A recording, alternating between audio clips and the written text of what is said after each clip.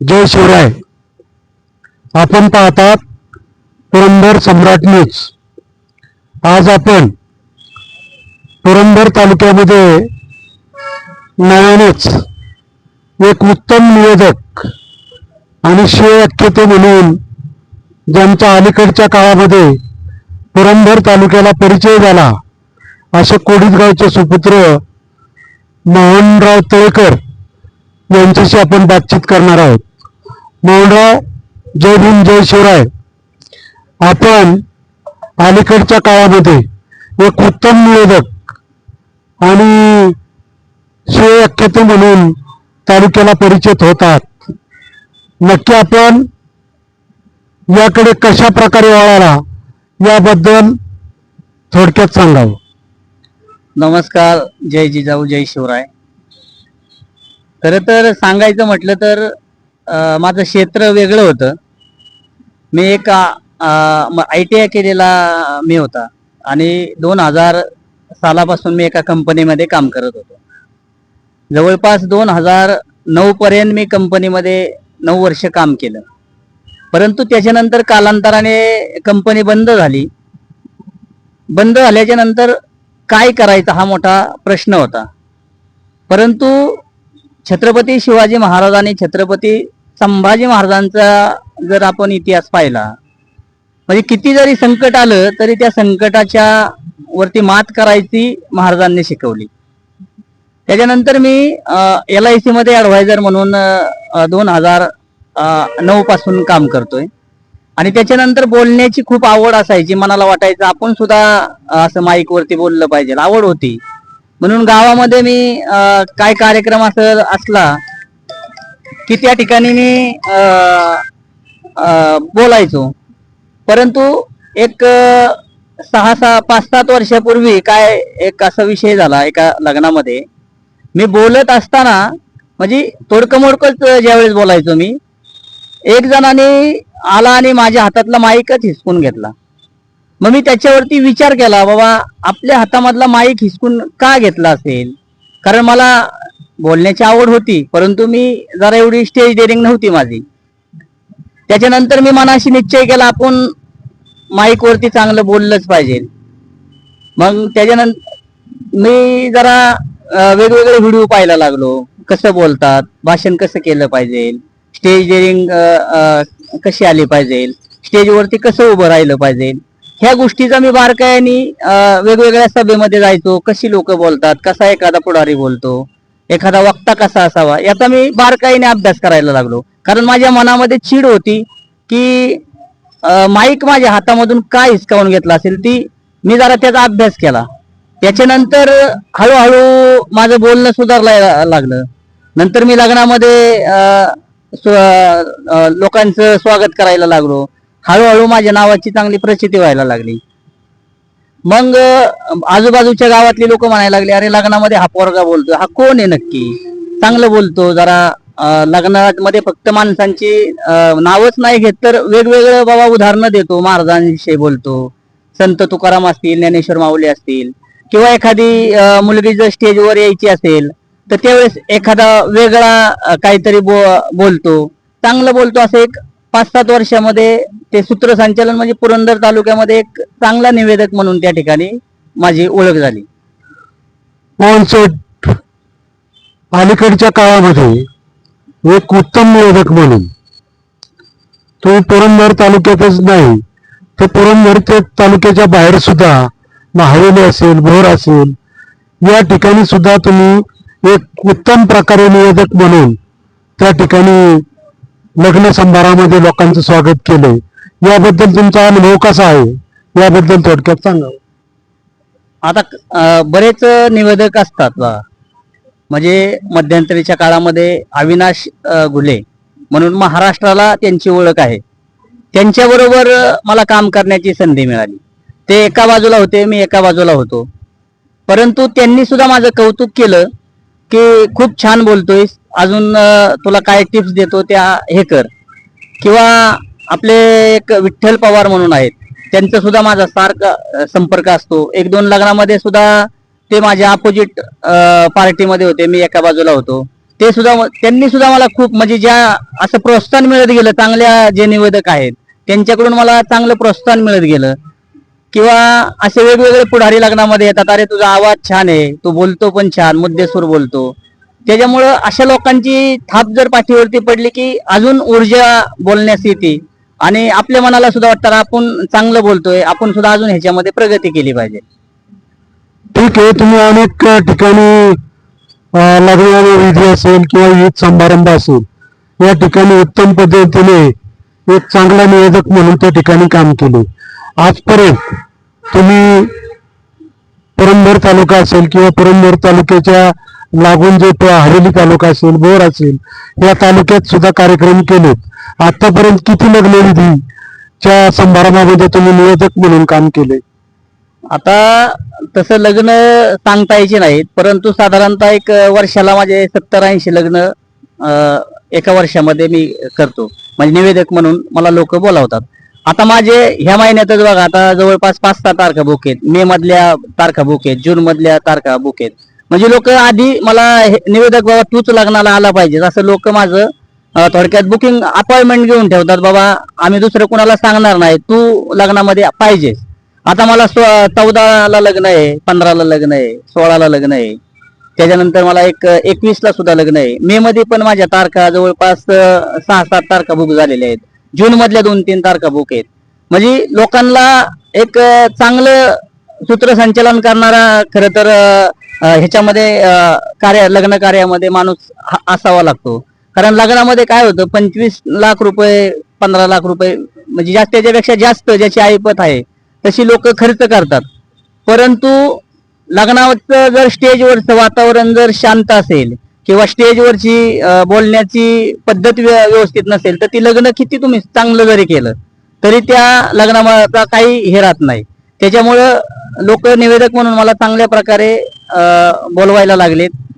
हेच माझ्यासाठी खरं तर अभिमानाची गोष्ट आहे. मी चांगल्या प्रकारे अजून मी त्याच्यामध्ये प्रगती करणार आहे. आता तुम्ही सांगितलं की वर्षाला 60 ते 70 ऑर्डर तुम्हाला लग्नाच्या किंवा विविध कार्यक्रमाच्या मिळतात. तर एका लग्नविधी असेल किंवा समारंभ असेल याच्या आपल्याला मानधन म्हणून किती पैसे दिले जातात? आता ते एरियानुसार असतं. म्हणजे समजा आता लग्न कुठं आहे त्या भागामध्ये तशी फी वेगवेगळी असते.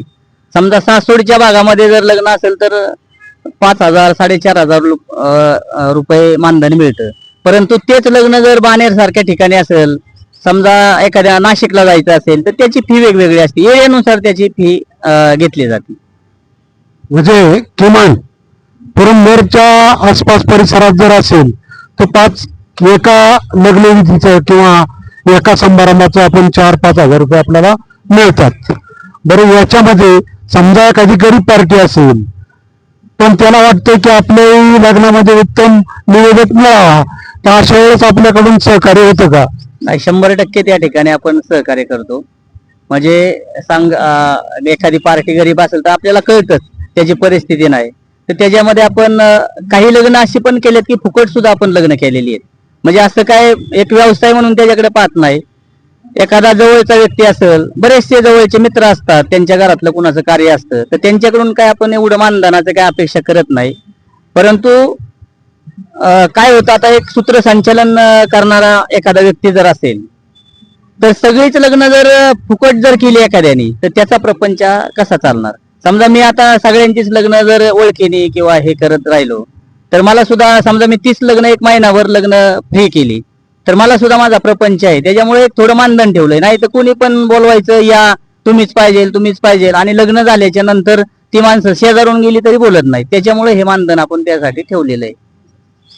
ठीक आहे, आपण उत्तम पद्धतीने पुरंदर तालुका असेल किंवा तालुक्याच्या बाहेर सुद्धा निवेदक म्हणून चांगल्या प्रकारे काम करताय. पण हे निवेदक म्हणून काम करत असताना सुद्धा आपण त्या ठिकाणी अनेक आम्ही प्राध्यापक पाहिले, समाजामध्ये उच्च शिक्षित पाहिले, ते सुद्धा छत्रपती शिवाजी महाराजांसारख्या महापुरुषाबद्दल बोलताना त्यांचं सुद्धा धाडस होत नाही. परंतु आपण एक शिवव्याख्याते म्हणून अलीकडच्या काळात पुढे येत आहे, हे धाडस नक्की आपण कसं केलं आणि त्याबद्दलचा थोडक्यात अनुभव सांगा. आता खर तर छत्रपती शिवाजी महाराज असतील, छत्रपती संभाजी महाराज असतील, यांच्याविषयी बोलायचं म्हटलं तर आपण तेवढा अभ्यास नाही आपला, पण तरी सुद्धा आपण व्याख्यान करण्याचा प्रयत्न करतोय.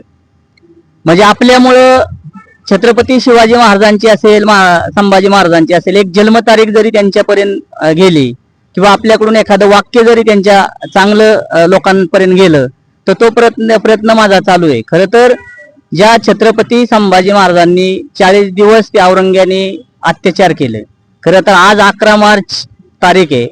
11 मार्च 1689 ला महाराजांची त्या ठिकाणी म्हणजे क्रूरपणे हत्या केली. आज तो काळा दिवस म्हणावा लागेल खरं तर.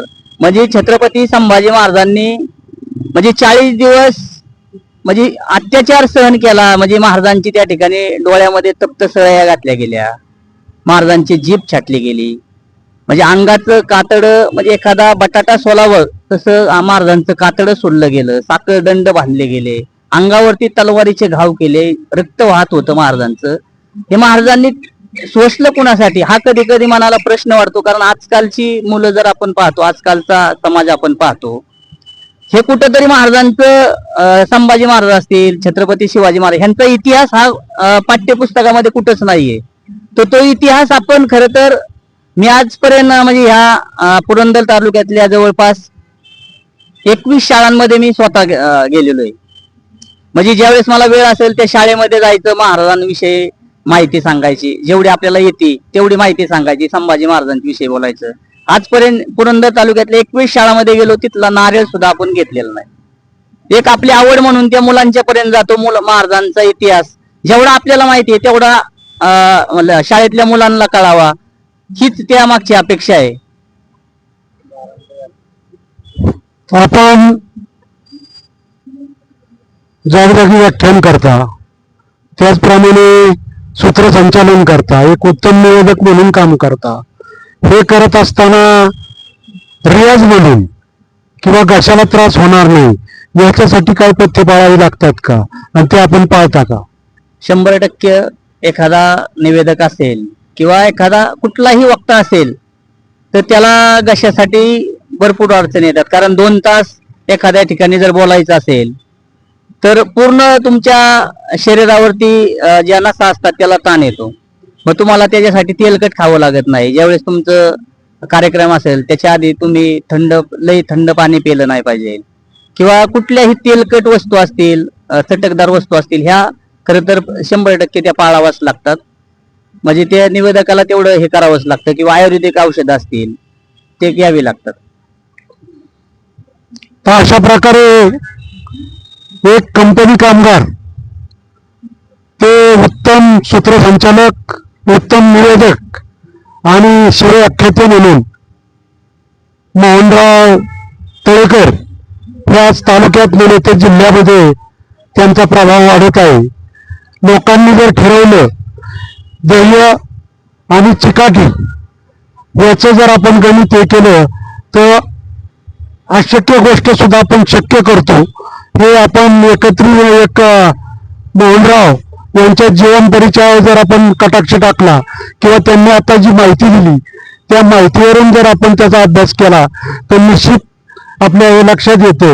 आज सर्वसामान्य म्हणजे आपले कुटुंब कशा प्रकारे चालवायचं तर त्याकरता आपल्याकडे चिद्ध आणि चिकाटी पाहिजे. आज त्यांनी सांगितलं की वर्षाला मला किमान 60-70 ठिकाणी लग्नविधीचे आमंत्रण असतात. एका लग्नविधीला 5,000 तर आपण 70 जाऊ द्या, 60 धरलेत तरी 6-35 म्हणजे 3 लाख रुपये हे या लग्नविधीच्या माध्यमातून त्या ठिकाणी कमावतात.